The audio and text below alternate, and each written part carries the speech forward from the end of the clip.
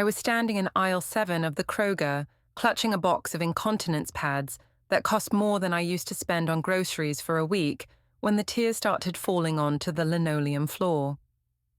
Not the quiet, dignified kind of crying you do at funerals, but the ugly shoulder-shaking sobs that make other shoppers give you a wide berth and pretend they don't see you falling apart next to the adult diapers. "Ma'am, are you okay?" A teenage employee with kind eyes and a name tag reading Brandon appeared beside me holding a handful of tissues from somewhere. "I'm fine." I managed, though we both knew that was a lie. "Just tired." Tired didn't begin to cover it. I was 52 years old and felt like I was drowning in slow motion, watching my own life disappear, one sleepless night at a time. 3 years ago, when Mum's doctor first mentioned the word dementia, I thought I understood what lay ahead. I thought I was prepared. I thought my siblings would help. I thought a lot of things that turned out to be wrong. The grocery store incident happened on a Thursday in October, when the leaves outside were putting on their final show, before surrendering to winter. I'd been up since 3 in the morning, because Mom had gotten confused again, wandering into the kitchen looking for Dad, who'd been dead for 8 years. She'd stood there in her nightgown, calling his name over and over until I found her. "Where's Frank?" She'd asked me, her blue eyes clouded with that particular confusion that broke my heart every single time. "He was supposed to take me dancing tonight. He had to go away, Mom," I'd whispered, leading her back to bed. "But I'm here." "You're not Frank," she'd said, suspicious suddenly. "Who are you?" Some days she knew me. Some days I was a stranger who'd stolen into her house. The doctors said that was normal, but normal felt like a word that had lost all meaning in my vocabulary. By the time I got her settled and made it to the store, my hands were shaking from too much coffee and too little sleep. The list in my purse read like a catalogue of defeat: more pads, more wipes, more of the expensive protein shakes she'd actually drink, more of the sleeping pills my doctor had prescribed for me, but that I was too afraid to take, because what if she needed me in the night? My phone buzzed as I stood there, dripping tears onto the floor. A text from my brother David. "How's Mom doing? Sarah and I are thinking about visiting next month." Next month. Like this was some kind of vacation destination they could pencil into their calendar when convenient. I wanted to throw the phone across the store. "Really, I'm okay," I told Brandon, who was still hovering with his tissues. "Thank you." But I wasn't okay, and the drive home from the grocery store was when I finally admitted it to myself. I was disappearing piece by piece into the endless needs of someone who no longer remembered my name half the time. My marriage was hanging by a thread, thinner than the reception on the baby monitor I kept by my bed. My job at the credit union was suffering because I'd used up all my sick days and vacation time for Mom's doctor appointments and emergencies. My friends had stopped calling because I never had time to return their calls anyway. I pulled into the driveway of the house where I'd grown up, the house that was supposed to be temporary, when Mom moved in with us, just until she got back on her feet. That was 18 months ago. The white two-story looked the same as always, with the wraparound porch and the oak tree Dad had planted the year I was born, but it felt like a prison now. Tom's truck wasn't in the driveway. He'd been working later and later at the construction company, and I knew it wasn't just because business was good. Home had become a place where conversations were conducted in whispers, where the television was always tuned to the Weather Channel, because it was the only thing that didn't agitate Mom, where spontaneous laughter had been replaced by the constant vigilance of caregiving. Inside, I found Mom sitting at the kitchen table, still in her pajamas, staring at a photo album that was open to pictures from my wedding day 26 years ago. "There you are," she said, and for a moment her voice sounded like the mother I remembered. "I was looking at these pictures. You were such a beautiful bride." "Thank you, Mom." I set the grocery bags on the counter and sat down beside her, grateful for this moment of clarity. They were becoming rarer. "Who's this handsome man?" she asked, pointing to a photo of Tom in his rented tuxedo, his arm around my waist, both of us grinning at the camera, like we'd just discovered the secret to happiness. "That's Tom, my husband, your son-in-law." She studied the photo for a long moment, then looked up at me with that confused expression that had become so familiar. I don't know anyone named Tom. Are you sure you have the right album? The moment of connection evaporated like steam. I wanted to explain to remind her of all the Sunday dinners, all the grandchildren Tom had coached in Little League, all the times he'd fixed her leaky faucet or changed her oil. But I'd learned that trying to force her to remember only made her more agitated. You're right, I said instead. I must have gotten confused. She nodded, satisfied, and turned the page to a photo of David and his family at Christmas 3 years ago. Now, this young man looks familiar. Do you know him? That's David, your son. David. Her face lit up. Of course, such a good boy. Where has he been? I haven't seen him in ages. David lived in Phoenix with his wife Sarah and their 2 teenage daughters. He called once a week, always at convenient times, when Mum was napping or having a good day, and always with the same questions. How's she doing? Do you need anything? You're doing such a great job, Diane. Mom's lucky to have you. What David didn't know, what none of them seemed to understand, was that luck had nothing to do with it. I was here because I was the one who lived closest when Dad died. I was here because I was the daughter, and somehow that made it my job. I was here because when we'd sat around Mom's kitchen table after Dad's funeral, trying to figure out what came next, David had looked right at me and said, "Well, you're the logical choice. Your house is big enough, and you know how Mum feels about moving." My younger sister Linda, who lived in California with her partner and their adopted twin boys, had nodded along.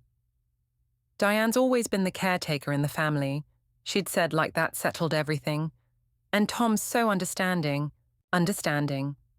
That's what everyone called it when your husband stopped touching you because your mother might wander into your bedroom at any hour. Understanding was what they called it when you missed your daughter's college graduation because Mom had pneumonia. Understanding was the word people used when your life gradually shrunk down to the size of your mother's shrinking world. I think David's coming to visit soon. I told Mom, though, I wasn't sure about the timeline anymore. Everything blurred together in the endless cycle of meals and medications and conversations that went nowhere. How wonderful. Mom clapped her hands together like a child. I should make his favorite cookies. He always loved my snickerdoodles. She hadn't baked in over a year, not since the incident with the smoke alarm and the kitchen full of burned sugar. But I didn't have the heart to remind her of that. That sounds nice, Mom. Maybe we can make them together. My phone rang and I glanced at the screen. Tom. Hey, I answered, stepping into the living room. How'd the doctor's appointment go? His voice sounded tired and I realized I'd forgotten to call him. We didn't make it. She had a bad morning, and by the time I got her calmed down, we'd missed the appointment. I have to reschedule. Silence on the other end. I could picture him sitting in his truck, probably in the parking lot of whatever job site he was working, trying to find the words that wouldn't make everything worse. Diane, we need to talk. Can it wait? I just got back from the store and I need to start dinner. That's what I mean. When was the last time we just talked? Really talked about something other than your mother's schedule, or her medications, or her next doctor's appointment? I sank onto the couch, suddenly exhausted. I don't know. I don't either. And that's the problem. Through the kitchen doorway, I could see Mom still looking at the photo album, her lips moving silently, as if she were having a conversation with the pictures. The late afternoon light coming through the windows caught the silver in her hair, and for a moment, she looked like a stranger sitting in my kitchen. What do you want me to say, Tom? That I should just put her in a home? That I should abandon her the way David and Linda have? Nobody's talking about abandoning anyone, but you're killing yourself and it's killing us. When's the last time you slept through the night? When's the last time we went out to dinner, just the two of us? She's my mother, and I'm your husband. Doesn't that count for anything anymore? The question hung in the air between us like smoke. I wanted to tell him yes. Of course it counted. I wanted to explain that I lay awake at night, missing the weight of his arm across my waist, missing the conversations we used to have about everything and nothing, missing the woman I used to be before I became someone whose entire identity revolved around keeping another person safe and fed and clean. Instead, I said, I have to go, she's getting restless. Diane. I hung up and sat there staring at my phone, at the photo on the lock screen from our last anniversary dinner 2 years ago. We looked happy. We looked like people who liked each other, who chose to spend their evenings together, instead of having it dictated by the unpredictable rhythms of dementia. "Who was that on the phone?" Mom appeared in the doorway, her face creased with worry. It sounded serious. "Just Tom calling to say hi." "Tom?" She repeated the name like she was trying it out. "I don't think I know any Tom. He's my husband, Mom. We've been married for 26 years. She shook her head, certain. "I think you're confused, dear. My daughter isn't married." The next morning came too early, the way they all did now. Mom had gotten up 4 times during the night, once looking for the bathroom, and ending up in the hall closet, once convinced that someone was in the house, trying to steal her jewelry, once asking for her mother, who'd been dead for 30 years. Each time I'd gotten up, guided her back to bed, sat with her until she fell asleep again. By 6 a.m., I was in the kitchen making coffee strong enough to wake the dead when my phone rang. Linda's number flashed on the screen. "Morning sunshine." She said, her voice artificially bright, the way it always was during our weekly check-ins. "How's everything going?" "The same."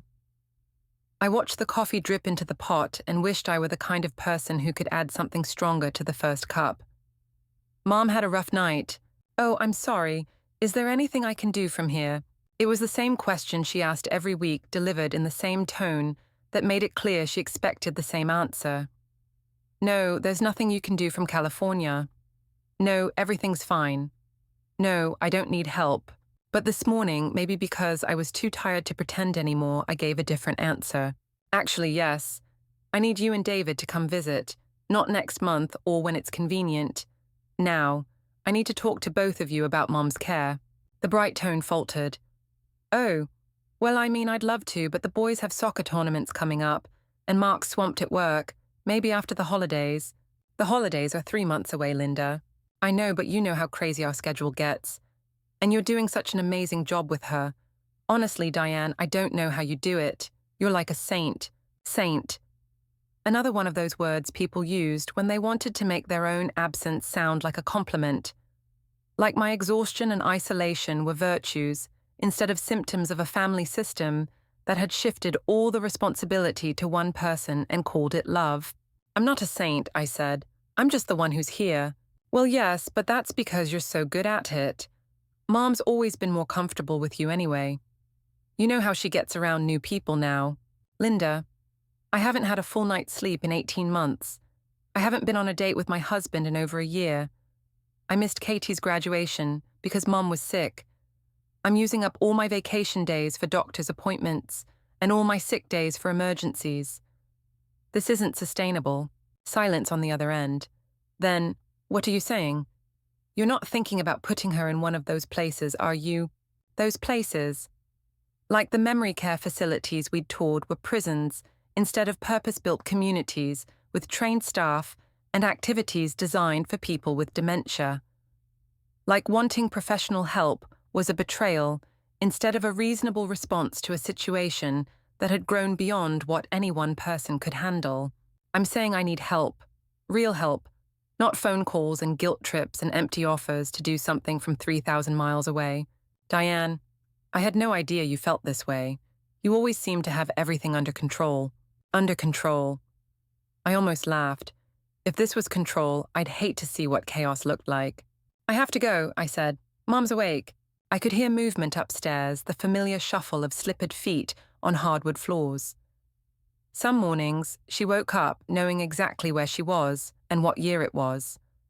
Other mornings, she woke up thinking she was 25 and late for work at the bank where she'd been a teller 40 years ago. There was no way to predict which version of my mother would come down those stairs. "Diane, wait. Let's talk about this more. Maybe David and I can figure something out." "Okay." But I didn't believe her. Linda was good at figuring things out when they involved her own life, her own children, her own schedule. When it came to the messier realities of aging parents and caregiving, she was better at sending gift baskets and calling me a saint. I hung up and poured my coffee, listening to Mum's footsteps moving around upstairs. The routine was always the same. First the bathroom, then a long period of standing in front of her closet, as if the clothes held secrets she was trying to decipher, then the slow descent down the stairs, with one hand on the banister and one hand trailing along the wall. This morning, though, the footsteps stopped. I waited, counting the seconds, listening for the sound of her voice or her movement. Nothing. "Mom," I called up the stairs. "Everything okay?" No answer. I took the stairs 2 at a time, my heart already racing with the familiar panic that had become my default emotional state. I found her standing in the hallway, still in her nightgown, staring at the family photos that lined the walls. "Mom." She turned to me, and I could see the confusion in her eyes, the way she was trying to piece together information that no longer fit together properly. "I don't understand," she said, her voice small and frightened. "These pictures, they don't make sense. This woman in the wedding dress, she looks like me, but I've never seen this man before. And these children, I don't remember having children." My chest tightened. We'd had this conversation before, but it never got easier. On her bad days, Mum's entire history seemed to dissolve, leaving her stranded in a present moment that connected to nothing familiar. "Mom, let's go downstairs and have some breakfast. Sometimes things make more sense after we eat. But I need to understand," she insisted, her voice rising with anxiety. "Someone's been putting pictures of strangers in my house. Why would someone do that?" I took her hand, feeling how cold her fingers were. "It's okay. We'll figure it out together."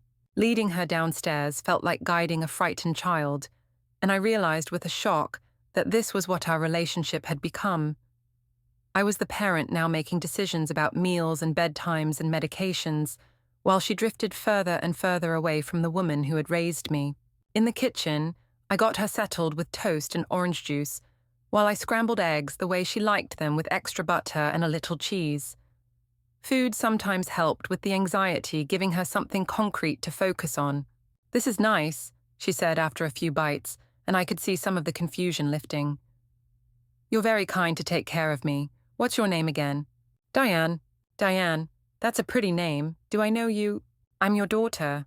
She studied my face carefully, like she was trying to solve a puzzle. "I don't think I have a daughter, but you seem very nice. Are you a nurse?" The conversation continued like this. Through breakfast, a loop of questions and explanations that led nowhere. By the time I got her dressed and settled in front of the television, it was almost noon, and I felt like I'd already lived a full day. My phone buzzed with a text from David. "Linda called. She said you want to talk about Mom. Everything okay?"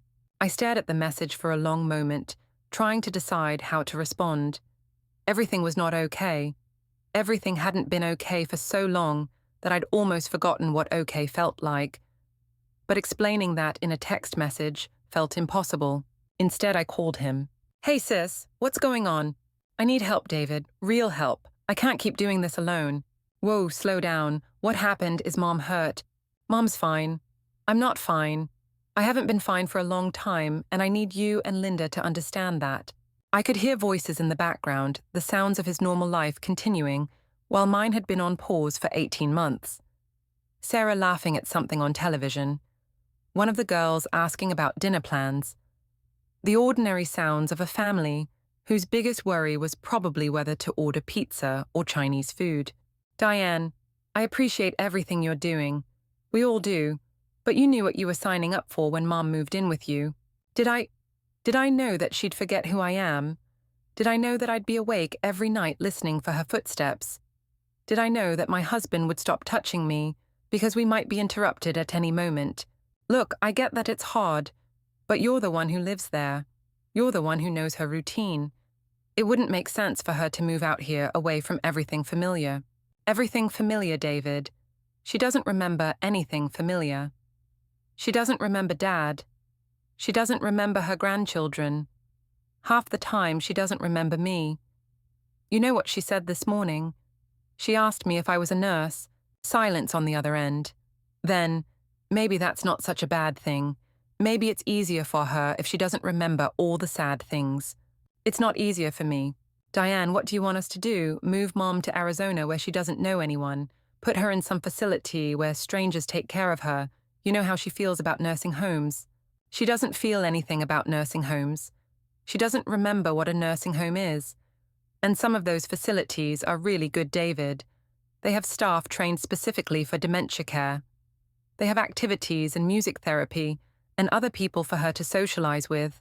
Those places cost a fortune. She has savings, she has Dad's pension, she has Social Security. That money needs to last. What if she lives another 10 years? What if she lives another 10 years? The thought that had kept me awake more nights than I wanted to count. 10 more years of watching her disappear, piece by piece. 10 more years of my own life revolving around someone else's declining ability to function. 10 more years of Tom getting home from work to find me crying over dishes or sleeping on the couch because I was too tired to climb the stairs. I can't do 10 more years, David. You don't mean that. I do mean it. I absolutely mean it. I'm 52 years old, and I feel like my life is over. Do you know when the last time I read a book was, or went to a movie, or had lunch with a friend I can't remember, because all of that stopped being possible when Mom moved in? Sarah and I have talked about this. He said, his voice careful now. We think you might be depressed. Maybe you should talk to someone. I almost dropped the phone. I'm not depressed, David. I'm drowning. There's a difference. All I'm saying is that maybe if you got some help for yourself, some perspective, this wouldn't feel so overwhelming. The only help I need is for my family to show up, to take some responsibility for their mother, instead of leaving it all to me, because I'm the daughter and I'm supposed to sacrifice everything. Nobody asked you to sacrifice everything. Nobody had to ask. It was just assumed. And I went along with it because I thought it was temporary. I thought you and Linda would help more. I thought I was stronger than I am. In the living room, I could hear the familiar sounds of Mum talking to the television, having conversations with the weather forecasters as if they could hear her. She did that now, treating everyone on TV like old friends who'd come to visit. Look, David said, why don't Sarah and I plan a trip out there next month? We can give you a break, take Mom out for a few days, let you and Tom have some time together. A few days. Well, yeah. I mean, we can't stay indefinitely. I have work, the girls have school. David, I haven't had a few hours to myself in 18 months, and you're offering me a few days as if that's going to solve anything. It's a start. No, it's a Band-Aid. It's a way for you to feel like you're helping without actually changing anything. The conversation went on for another 10 minutes, circling around the same points without resolving anything. David wanted to help, but only in ways that didn't disrupt his life. Linda wanted to contribute, but only from a distance. Both of them were convinced that I was the natural choice for full-time caregiving, because I was good at it, because I was there, because that's how these things had always worked in our family. By the time I hung up, I felt more alone than I had before I called. That afternoon, while Mom napped, I sat in the kitchen with a cup of tea and tried to remember what I used to do with quiet moments like this. Before Mom moved in, I would have called my friend Janet, or worked in the garden, or planned a weekend trip with Tom. I would have had the luxury of boredom, of choosing what to do with my time. Now quiet moments felt dangerous because they meant I wasn't being vigilant. They meant I might miss the sound of Mom falling or wandering outside or trying to cook something and forgetting about it. Even when she was sleeping, part of my attention was always focused on listening for her. I was still sitting there staring at the steam rising from my tea when the doorbell rang. I glanced at the clock, 3:30 p.m., and couldn't think of anyone who might be visiting.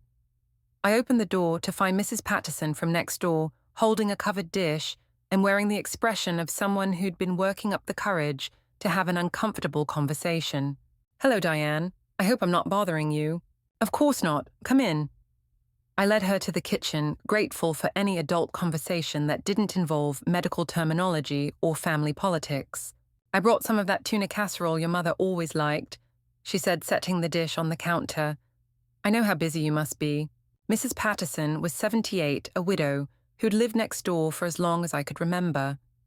She'd known my parents since before I was born, had attended my wedding, had sent flowers when my father died. If anyone understood what we were going through, it would be her. "That's very thoughtful. Thank you. Diane, honey, I hope you don't mind me saying this, but I'm worried about you. I felt my defenses go up automatically. We're managing fine. I'm sure you are. But I see the lights on in your mother's room at all hours of the night. I hear her sometimes calling out for your father. And I see how tired you look when you're bringing in the groceries or checking the mail." She sat down at the kitchen table, and I could see the concern in her pale blue eyes. I went through this with my own mother, 15 years ago before they had all the resources they have now. I understand what it's like. What was it like? I asked, suddenly desperate to talk to someone who might actually understand. Impossible, she said simply.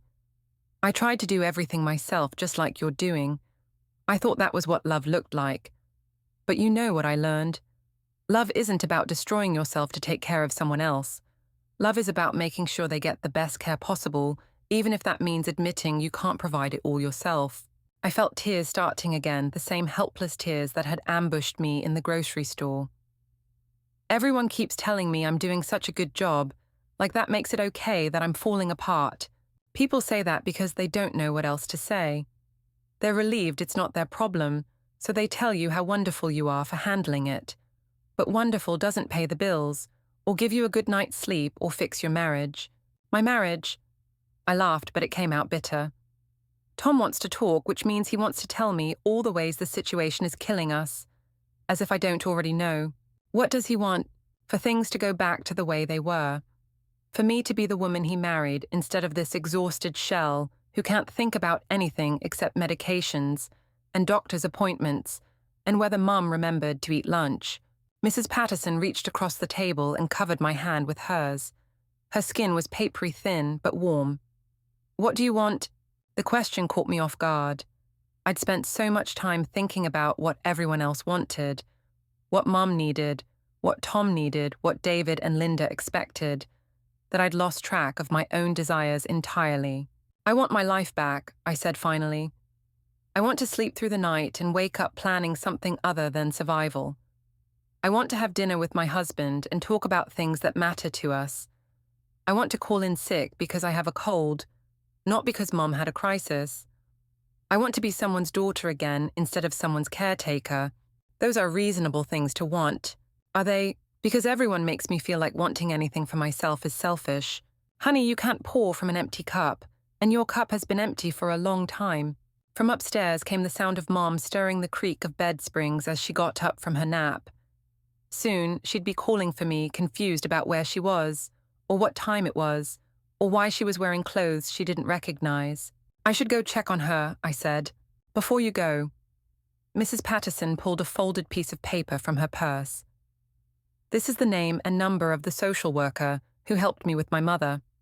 She knows all about the resources available for families dealing with dementia. She can explain the different options, help you figure out what makes sense for your situation. I took the paper, staring at the name written in Mrs. Patterson's careful handwriting. Margaret Williams, LCSW. Just call her, Mrs. Patterson said. You don't have to commit to anything, but get some information, find out what's possible. After she left, I sat at the kitchen table holding the piece of paper and listening to Mom move around upstairs. The rational part of my brain knew that Mrs. Patterson was right, that I needed help, that this situation had grown beyond what any one person could manage. But the other part of my brain, the part that had been trained since childhood to believe that good daughters sacrificed everything for their families, whispered that even considering other options was a betrayal. Diane, Mom's voice drifted down from upstairs. Where are you? Coming, Mom. I folded the paper and slipped it into my pocket. I found her standing in the hallway again, looking confused and slightly panicked. She was wearing the blue cardigan I'd helped her put on after lunch, but she'd buttoned it wrong, and her hair was messed up from sleeping. I can't find the bathroom, she said, her voice small and embarrassed. It's right here. I guided her to the bathroom she'd used for 18 months, the one I'd equipped with grab bars and a raised toilet seat and a shower chair. Take your time. I'll be right outside. While I waited, I thought about the conversation with Mrs. Patterson, about the piece of paper in my pocket, about all the things I wanted that felt impossible to achieve. I thought about Tom, probably eating dinner alone at a job site somewhere, counting the hours until he could come home to a house where all the conversations revolved around medication schedules and behavior changes. When Mum came out of the bathroom, she looked at me with the polite confusion of someone trying to place a familiar face. Excuse me, she said, do you work here? I live here, Mom. This is our house. Oh. She considered this information carefully. Are you my daughter? Yes. I have a daughter named Diane. She's very pretty, but she's just a little girl. I'm Diane. I grew up. She studied my face, trying to reconcile the adult woman in front of her with her memory of a child. Time goes so fast, she said finally. I don't understand where it all went. That evening, Tom came home to find me sitting at the kitchen table with a legal pad making lists. I'd started with one list, things I need help with, but it had multiplied into several mom's daily needs, medical appointments, financial questions, things I miss about my old life. How was your day? He asked the same question he'd asked every day for 26 years, but now it carried the weight of all our unspoken conversations. Mrs. Patterson stopped by. She gave me the name of a social worker who specializes in dementia families. Tom sat down across from me, and I could see the careful hope in his eyes. Are you going to call her? I don't know, maybe. What would it hurt to just talk to her, get some information? David thinks I'm depressed. Linda thinks I'm handling everything fine. If I start talking to social workers and looking into care facilities, they'll think I'm giving up on Mum. Are you giving up on her? I don't know what I'm doing anymore. I used to be so sure about everything. I thought taking care of Mum was the right thing to do, the only thing to do. But now I don't know if I'm helping her, or just making myself feel better about being a good daughter. Tom reached across the table and took my hand. It was the first time he'd touched me in weeks, and I realized how much I'd missed even this simple contact. You are a good daughter, he said, but you're also a good wife and a good person who deserves to have a life. Those things don't have to be mutually exclusive, don't they? Because it feels like every minute I spend taking care of myself is a minute I'm not watching out for Mom. Every time I want something for myself, it feels selfish. When's the last time you did something selfish? I thought about it. I can't remember. Then maybe it's time. That night, after Tom went to bed and Mum was settled for the evening, I sat in the living room with the cordless phone and Mrs. Patterson's piece of paper. The house was quiet, except for the hum of the refrigerator and the occasional creak of settling wood. These were the hours I usually spent catching up on laundry, or paying bills, or lying awake worrying about the next day's challenges. Instead, I dialed the number for Margaret Williams. I expected to get an answering machine, but a warm voice picked up on the third ring. This is Margaret. Hi, my neighbor gave me your number. My name is Diane Carlson, and I'm taking care of my mother, who has dementia. I think I need help, but I'm not sure what kind of help or how to even begin asking for it. I'm so glad you called, Margaret said, and something in her voice made me believe she really meant it. That's exactly what I'm here for. Can you tell me a little bit about your situation? For the next hour, I found myself talking to this stranger about things I hadn't been able to say to my husband, or my siblings, or my closest friends. I told her about the sleepless nights, and the confused wondering, and the way Mom sometimes looked at me like I was an intruder in her own home. I told her about David and Linda and their well-meaning distance. I told her about Tom and how our marriage had become something we conducted in whispers, around the edges of caregiving. Margaret listened without interrupting, asking clarifying questions that helped me understand the scope of what I'd been trying to handle alone. By the end of the conversation, I had a list of resources I'd never heard of: adult daycare centers, respite care services, support groups for caregivers, financial assistance programs for families dealing with dementia. The most important thing to understand, Margaret said, is that you have options. You don't have to choose between abandoning your mother and sacrificing your own well-being. There are ways to make sure she gets excellent care while also preserving your health and your marriage and your sanity. My siblings think I should be able to handle this. They think I'm the natural choice because I'm the daughter who lives closest. How do you feel about that? Angry, exhausted, guilty for feeling angry and exhausted. Those are normal feelings for someone in your position. Caregiving for a person with dementia is a 24-hour job that requires specific skills and training. Expecting one family member to provide all that care without support isn't love. It's unrealistic and unfair. After I hung up, I sat in the dark living room thinking about the word unrealistic. For 18 months, I'd been trying to be everything to everyone: the perfect daughter, the perfect wife, the perfect caregiver. I'd been measuring my worth by how well I could handle an impossible situation, and I'd been failing by any reasonable standard. But maybe the problem wasn't my performance. Maybe the problem was the expectation that I should be able to perform miracles. The next morning, I woke up before dawn to the sound of Mom calling my name. When I found her, she was standing in the kitchen in her nightgown, looking frightened and confused. "There are strangers in the house," she whispered, pointing toward the living room. I saw them moving around in the dark. I followed her gaze to the window, where the shadows of tree branches were swaying in the pre-dawn light. To her confused mind, those shifting shapes probably did look like intruders. "It's just the trees, Mom. See, the wind is moving the branches and it makes shadows on the wall." She studied the window for a long moment, then looked back at me with that heartbreaking confusion. "Who are you again?" "I'm Diane, your daughter." "My daughter is a little girl. I grew up, Mom. It's been a long time." She nodded as if this made sense, then asked, "Where's my mother? I want to go home." Her mother had been dead for 30 years. Home was the farmhouse where she'd grown up, torn down decades ago to make room for a strip mall. But in her mind, she was still a young woman who could call for her mother when she was scared. "Your mother had to go away," I said gently. "But I'm here with you. I don't want to be here. I want to go home." This conversation, or variations of it, happened almost every day now. Mom was constantly looking for something. Her parents, her childhood home, the husband who'd died 8 years ago, the life she'd had before her mind started betraying her. No matter how much care I provided, I couldn't give her what she really wanted, which was to go back in time to when everything made sense.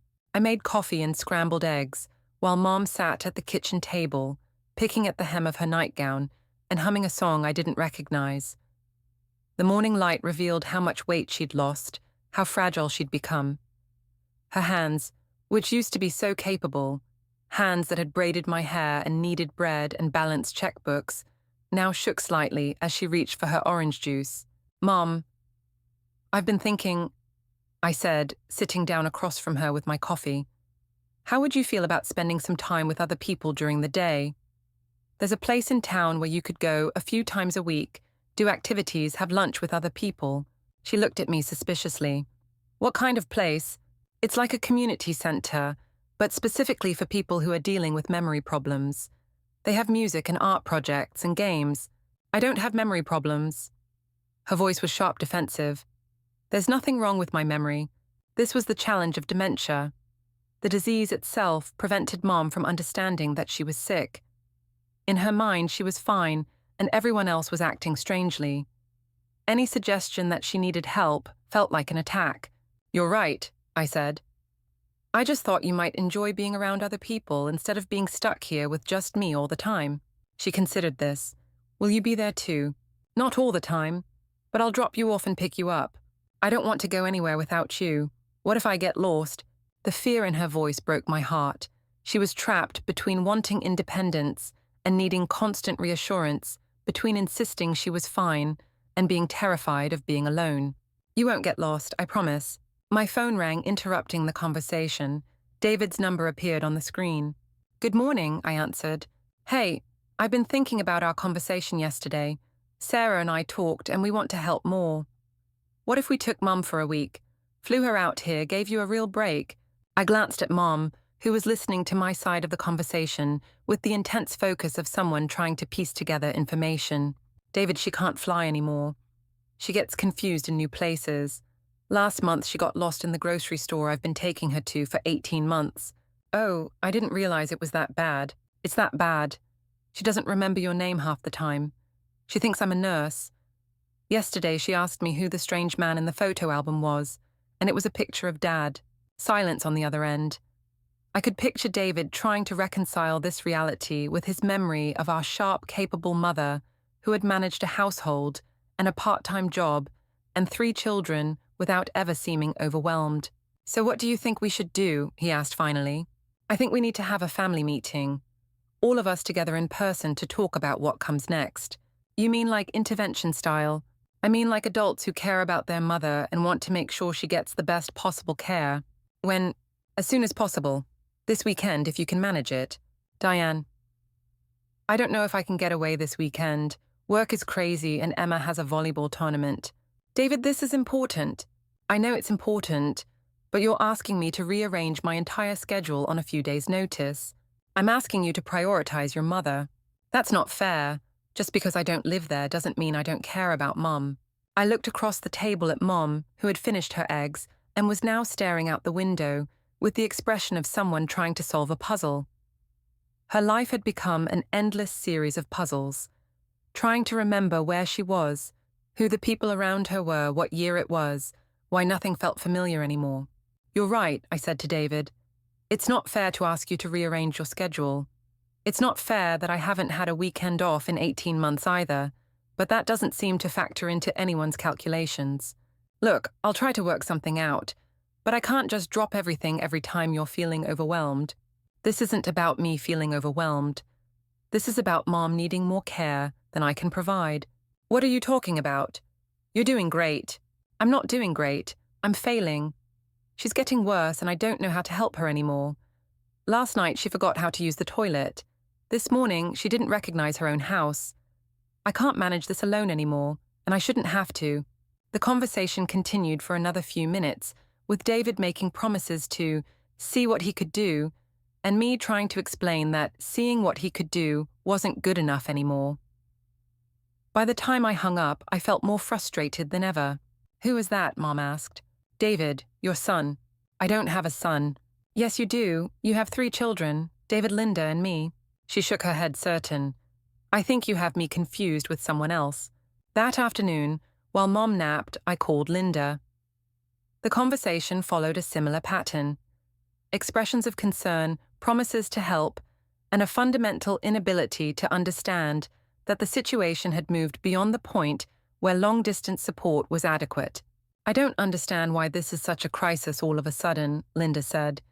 You seem to have everything under control. I've never had anything under control. I've just been too proud or too stubborn to admit it. Maybe you need to hire someone to help during the day, like a companion or something. That costs money, a lot of money. Mom has money. Mom's money needs to last for the rest of her life, however long that might be. And companions aren't trained to deal with dementia behaviors. Mom needs specialized care. Are you talking about putting her in a nursing home? The way Linda said nursing home made it sound like I was suggesting we abandon Mom in a ditch somewhere. This was the conversation I'd been dreading, the one where I had to explain that loving someone sometimes meant admitting you couldn't provide everything they needed. I'm talking about looking at all our options. Adult daycare, respite care, memory care facilities. I'm talking about getting professional help instead of pretending that love is enough to manage a medical condition that requires specialized training. Mom would hate being in an institution. Mom doesn't remember what institutions are. She doesn't remember what anything is. And some of these places are beautiful, Linda. They're designed specifically for people with dementia. They have trained staff and activities and other residents for socialization.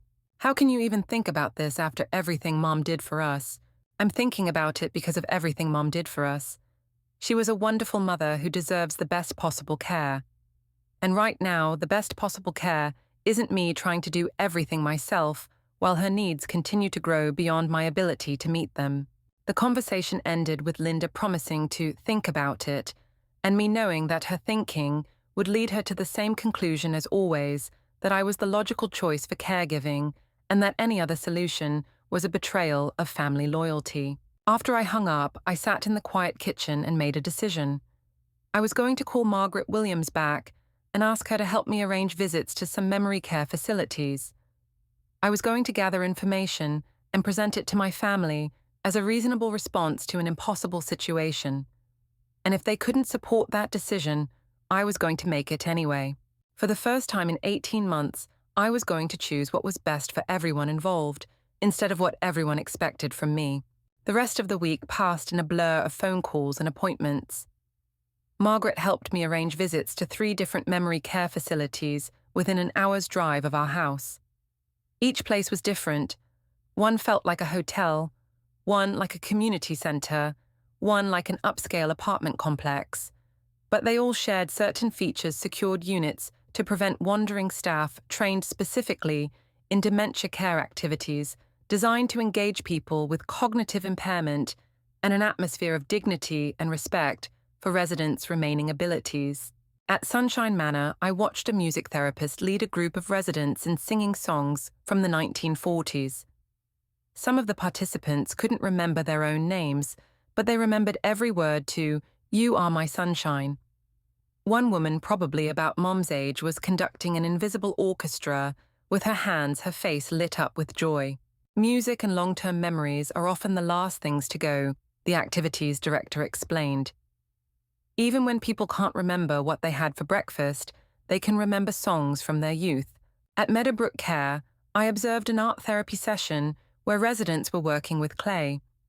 The projects weren't sophisticated, basic bowls and simple sculptures, but the participants were focused and engaged in ways that reminded me of Mom in her gardening days, when she could spend hours working with her hands and emerge peaceful and satisfied. We focus on what people can still do. The facility director told me, not what they've lost. Everyone here has value and purpose, regardless of their cognitive abilities. At Heritage House, I watched a man in his 70s carefully setting tables for lunch, placing napkins and silverware with the concentration of someone performing important work. The staff member supervising him explained that he'd been a restaurant manager before his dementia and that giving him meaningful tasks related to his previous skills helped maintain his sense of identity and purpose. "We try to learn about each resident's history," she said. What they did for work, what they enjoyed, what made them feel valuable. Then we incorporate those elements into their daily routine here. Each visit taught me something I hadn't known about dementia care. I learned that people with cognitive impairment often do better in environments specifically designed for their needs than in traditional homes, where every day brings new confusion and frustration. I learned that trained staff could redirect agitation and confusion in ways that family members, no matter how loving, often couldn't. I learned that specialized programs could help people with dementia maintain dignity and engagement, even as their abilities declined. Most importantly, I learned that choosing professional care wasn't a failure of love. It was a recognition that love sometimes meant getting help. By Friday, I had information packets from all 3 facilities and a clearer picture of what Mum's care might look like in a different setting. I also had a date for the family meeting. I'd been insisting on David, and Linda had both agreed to come the following weekend, though their reluctance was obvious. "This better not be some kind of ambush," David had warned during our final planning call. "It's not an ambush. It's a conversation we should have had 18 months ago." Saturday arrived grey and drizzly, matching my mood as I prepared for what I knew would be a difficult day. Mom had been having a particularly bad week, with increased confusion and agitation that made every interaction feel like walking through a minefield. The night before, she'd gotten up at 2 a.m., convinced that someone was trying to break into the house. It had taken me an hour to calm her down and get her back to sleep. Tom had offered to stay home from his weekend golf game to provide moral support, but I'd encouraged him to go. I needed to handle this conversation with my siblings myself, without worrying about how it was affecting him. David arrived first, pulling into the driveway in a rental car at exactly 10 a.m. He looked older than I remembered, with more grey in his hair and deeper lines around his eyes. Success in Phoenix had been good to him financially, but the stress of managing a growing business was starting to show. "Where's Mom?" he asked, after we'd exchanged awkward hugs. "Upstairs getting dressed. Some days it takes her an hour to pick out clothes." "Is she excited about seeing us?" "David, she doesn't remember you. I've shown her pictures, tried to prepare her, but she doesn't retain new information anymore." I could see the hurt in his eyes, though he tried to hide it. "Maybe once she sees me. Maybe. But don't take it personally if she doesn't. It's not about love or memory or how important you are to her. It's about brain damage." Linda arrived 30 minutes later, traveling light with just a small suitcase for her overnight stay. She looked exactly the same as always. Carefully styled hair, perfect makeup clothes that suggested she'd made an effort but wasn't trying too hard. She'd always been the most image-conscious of the 3 of us, and even this family crisis hadn't changed that. "How is she?" Linda asked the same question she'd been asking on our weekly phone calls for 18 months. See for yourself. I led them upstairs to Mom's room, where I found her sitting on the edge of her bed, still in her pajamas, staring at the clothes I'd laid out for her, as if they were written in a foreign language. "Mom," I said gently, "look who's here to see you." She looked up and I watched her face as she tried to process the information in front of her. Two strangers in her bedroom, smiling expectantly, waiting for some sign of recognition that wasn't going to come. "Hello," she said politely, the way she might greet visitors in a doctor's waiting room. "Mom, it's me, David, your son." She studied his face carefully. "I'm sorry I don't think we've met. Are you friends of my daughter?" I saw David's face crumple slightly before he recovered. "Yes, we're friends of Diane's." "That's nice. She's such a sweet girl, always taking care of me. I don't know what I'd do without her." Linda stepped forward. "I'm Linda. I'm Diane's sister." "Oh, how lovely." Diane never mentioned she had a sister. We spent the next hour trying to have a normal family visit, while Mom treated David and Linda like polite strangers who'd stopped by for a social call. She was gracious and friendly, asking about their travels and commenting on the weather, but there was no recognition, no spark of connection to the children she'd raised. When we finally settled in the living room for our family meeting, Mom seemed content to sit with us as long as no one expected her to follow the conversation. "So," David said, glancing around the room that had been our childhood gathering place for holiday meals and birthday celebrations, "you said you wanted to talk about Mom's care." I pulled out the folders. I'd prepared information from Margaret Williams and brochures from the 3 facilities I'd visited. "I've been looking into some options that might help us provide better care for Mom, while also giving me some relief." "What kind of options?" Linda asked, though her tone suggested she already knew and didn't approve. "Adult daycare programs, respite care services, memory care facilities." "Nursing homes," David said flatly. "Specialized care communities designed specifically for people with dementia," I corrected. "Places with trained staff and appropriate activities and security measures to keep residents safe." I spread the brochures across the coffee table, trying to show them what I'd learned about the quality of care available in these communities. But I could see from their expressions that they weren't really looking at the information. "Diane, I understand you're feeling overwhelmed," Linda said in the careful tone she might use with an unstable client. "But putting Mom in an institution seems extreme. She's comfortable here. This is her home." "This isn't her home. Her home was the house she lived in with Dad. She doesn't remember this place any more than she'd remember anywhere else." "But you're here," David said. "You're familiar. That has to count for something. Some days it does. Other days she thinks I'm a stranger who's stolen into her house. Yesterday she asked me if I was a burglar." I opened one of the folders and pulled out the notes I'd taken during my facility visits. "Let me tell you what I learned this week. At Sunshine Manor, they have a program where residents help tend a garden. Even people with advanced dementia can participate because the activities are designed around muscle memory and sensory experiences rather than cognitive ability. At Meadowbrook, they have a program where former teachers help current teachers with classroom projects.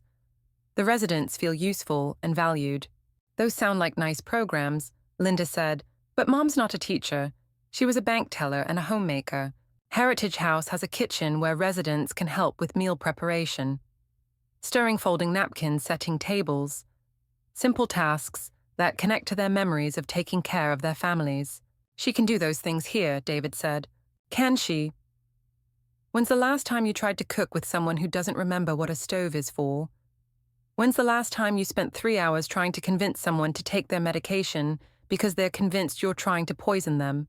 I could hear my voice getting sharper, but I couldn't seem to control it. 18 months of frustration was finally finding its way to the surface. These places have staff who are trained to handle those situations. They know how to redirect confusion and agitation. They know how to maintain dignity while providing necessary care. I don't. I'm learning as I go, and I'm not very good at it. "You're doing fine," Linda said automatically. "I'm not doing fine." The words came out louder than I'd intended, and Mom looked up from the magazine she'd been flipping through. "Is everything all right?" Mom asked, concerned. Everything's fine, Mom. We're just talking.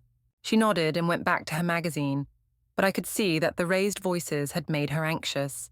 Look, I said, lowering my voice. I love Mom. We all love Mom. But love isn't enough anymore. She needs more care than I can provide, and she deserves better than watching me fall apart from exhaustion and stress. What about hiring someone to help, David suggested. Like a home health aide. With what money? Do you know what it costs to have someone here 8 hours a day, 5 days a week, over $4,000 a month? That's not including nights and weekends, which is when Mum's confusion is often worst. Mom has money, Linda said. Mom has about $60,000 in savings, plus Social Security and Dad's pension. If she lives another 5 years, which is entirely possible, that money needs to last. Spending $4,000 a month on home care would exhaust her savings in less than 2 years. I pulled out another folder, this one containing financial information I'd gathered with Margaret's help. A memory care facility costs about the same as full-time home care, but it provides 24-hour supervision, trained staff, appropriate activities, and a social environment with other people dealing with similar challenges. Those places are depressing, Linda said, full of people just sitting around waiting to die. Have you ever visited one? Well, no, but everyone knows what nursing homes are like. These aren't nursing homes. They're communities specifically designed for people with dementia. I visited 3 of them this week. They're beautiful places where people are treated with dignity and respect. I opened the Sunshine Manor brochure to a page showing residents engaged in various activities. Look at these people. Do they look like they're sitting around waiting to die? David glanced at the photos, then at Mom, who was humming quietly to herself as she turned magazine pages without reading them. I just don't understand why this is suddenly such a crisis, he said. You've been managing fine for over a year. I haven't been managing fine. I've been barely surviving. Do you want to know what my life looks like? I haven't slept through the night in 18 months. I haven't had a conversation with my husband about anything other than Mom's care in over a year. I've used up all my vacation days and sick days at work. I can't remember the last time I read a book or went to a movie or had lunch with a friend. But those are temporary sacrifices, Linda said. This situation won't last forever. You're right, it won't last forever. Either Mom will die, or I will have a breakdown, or my marriage will end, or all 3. Is that what you want? The room fell silent except for the sound of Mom turning magazine pages and the distant hum of the refrigerator in the kitchen. I could see that my siblings were struggling with the reality I'd just laid out, trying to reconcile their image of noble caregiving sacrifice with the practical devastation of trying to provide 24-hour care for someone with dementia. What are you proposing? David asked finally. I'm proposing that we choose a memory care facility that feels right for our family and for Mom's needs. I'm proposing that we transition her to professional care where she can be safe and engaged while we transition back to being her children instead of her caregivers. And then what? Linda asked. We just abandon her. We visit her. We take her out for lunch when she's having good days. We attend family events at the facility. We stay involved in her care decisions. But we let trained professionals handle the day-to-day responsibilities that are beyond our capabilities. I could see them thinking, processing, trying to find arguments against a plan that made logical sense but felt emotionally impossible.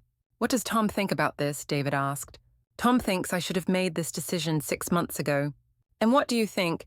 I think I've spent 18 months trying to prove that I could do everything myself, and all I've proven is that some jobs are too big for one person. Mom suddenly looked up from her magazine alert in a way she hadn't been all morning.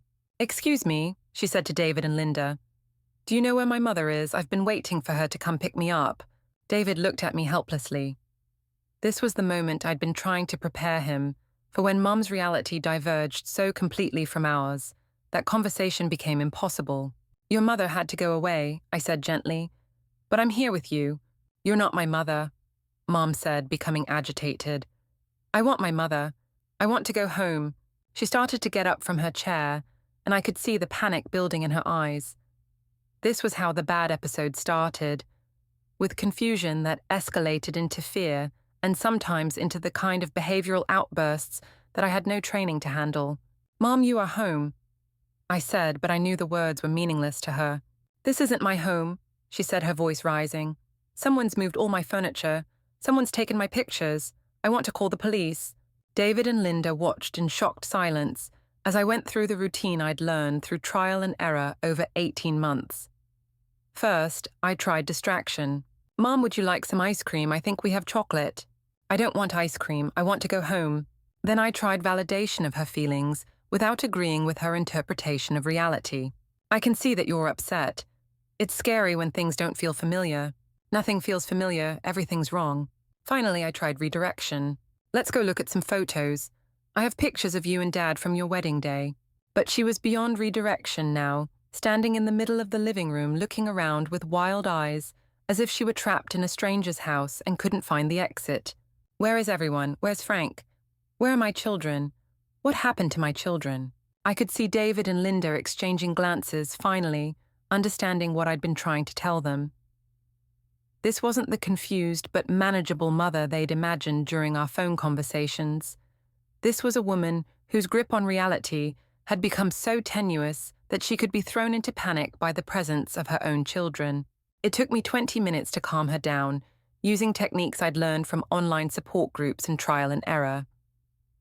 I showed her familiar photos, played music from her youth, spoke in low, soothing tones until the panic gradually subsided, and she settled back into confused but manageable anxiety.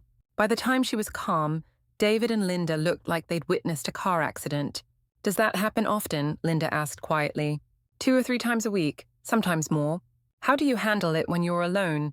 The same way I just handled it, except with no witnesses to see how badly I'm doing. We spent the rest of the afternoon talking through practical details. How would we choose a facility? How would we transition Mom to a new environment?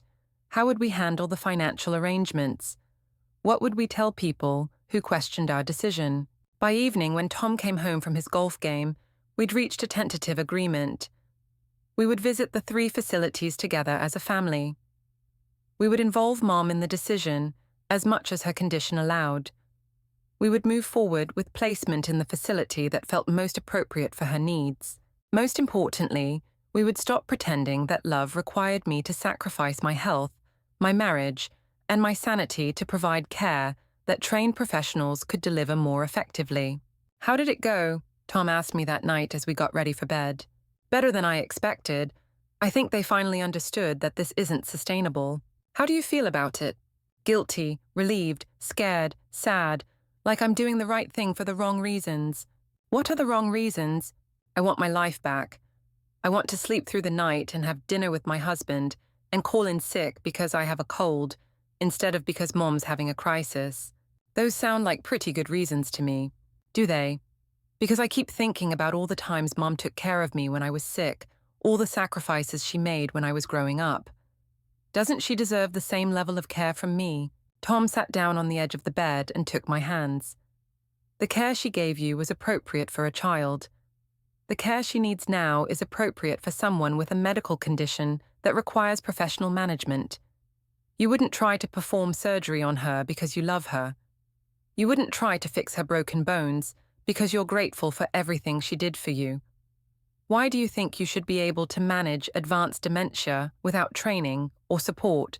It was a good question, one that cut through all the guilt and obligation to the heart of the matter. Somewhere along the way, I'd confused loving my mother with martyring myself for her. I'd bought into the idea that good daughters sacrificed everything, even when that sacrifice didn't actually benefit the person they were trying to help. 3 weeks later, we moved Mom into Sunshine Manor. The transition was easier than I'd expected, partly because her short-term memory problems meant she didn't retain anxiety about the change, and partly because the staff were skilled at helping new residents feel welcome and secure. On her first day, I watched through the window as she joined a group of residents for morning exercises. She couldn't follow all the movements, but she was smiling and clapping along with the music. When the activities director handed her a silk scarf to wave during the next song, Mum's face lit up with the kind of joy I hadn't seen in months. She's fitting in well, the charge nurse told me. Sometimes people do better in environments designed for their specific needs. I visited every day for the first week, then every other day, then settled into a routine of 3 times a week plus one weekend afternoon. Some visits were better than others. Some days Mum knew me and was happy to see me. Other days, I was a friendly stranger who'd stopped by to chat. On her worst days, she was too agitated or confused for meaningful interaction. But here's what I learned. The quality of our relationship didn't depend on her remembering my name or our history together. It depended on my ability to meet her where she was in each moment, to bring whatever comfort I could to the woman she was now, instead of mourning the woman she used to be. 2 months after Mom moved to Sunshine Manor, Tom and I went out to dinner at a restaurant we hadn't visited in over 2 years. We talked about his work and my work, and a book I'd started reading, and a movie he wanted to see. We talked about taking a weekend trip to see our daughter in Chicago. We talked about ordinary things that had nothing to do with medication schedules, or doctor's appointments, or behavioral management strategies. I missed this, Tom said over dessert. I missed us. I missed me, I said. I forgot who I was when I wasn't taking care of someone else. It wasn't perfect. I still felt guilty sometimes when I enjoyed myself, while Mum was struggling with confusion and memory loss. I still worried about whether we'd made the right decision. I still had complicated feelings about my siblings and their delayed understanding of what caregiving had cost me. But I also slept through the night. I had conversations about books and movies and current events. I could call in sick when I actually felt sick, instead of having to choose between my own health and Mom's needs. I could be someone's daughter again, instead of someone's caregiver. The most important thing I learned was that taking care of yourself isn't selfish when it allows you to take better care of the people you love. This is a dramatized story created for entertainment and inspiration, not medical, legal, or financial advice.